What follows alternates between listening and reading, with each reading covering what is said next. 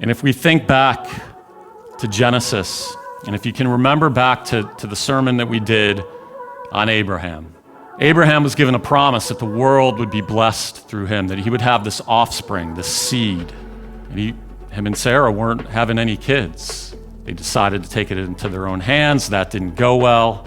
And they waited, and they waited, and they waited. And God confirmed, he said, you will have a son, and it will be from Sarah. And finally Isaac is born, and they're rejoicing. And then God says, sacrifice him. Take him up that mountain. Abraham puts the wood on his shoulders. He's carrying his own wood for his own sacrifice.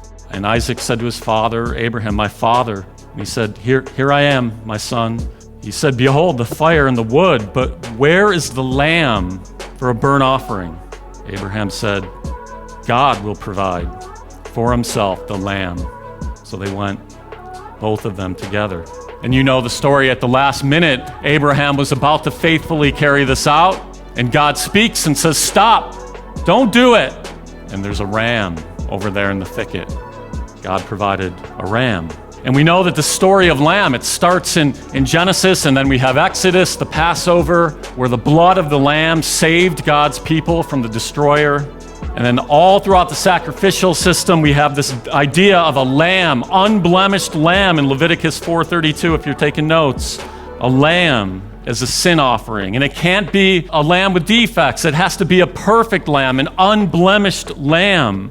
And then as the biblical story unfolds, we have Isaiah who's talking about the Messiah to come. And he describes the Messiah as a lamb being led to the slaughter. This is one of those themes that begins in Genesis and just builds. In fact, the Apostle John in Revelation uses the word Lamb of God, I think it's 30 plus times. So back to John.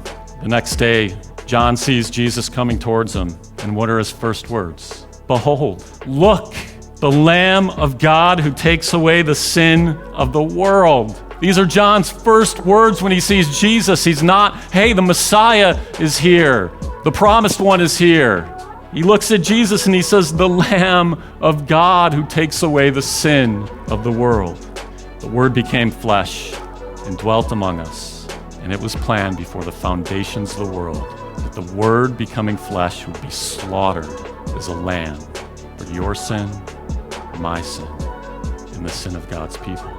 Before the foundations of the world, this was planned. This isn't plan B. This isn't, oh, Adam and Eve sinned, now what? This was planned before the foundations of the world. The entire creation of the world as we know it was made so the Son of God could die for his people. The cross is the greatest act of love in the history of the world. And I hope you as Christians and me as a Christian that we can think upon that and meditate on the cross and think and worship.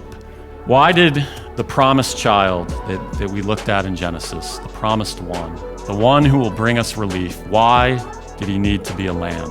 Why did Jesus have to die on the cross? Why couldn't God just snap his fingers and everything be done? The world is under a curse. And only the sinless Son of God incarnate, Word became flesh, who dwelled among us, who became sin for us so we might become righteous. Only that can roll it back and reverse it.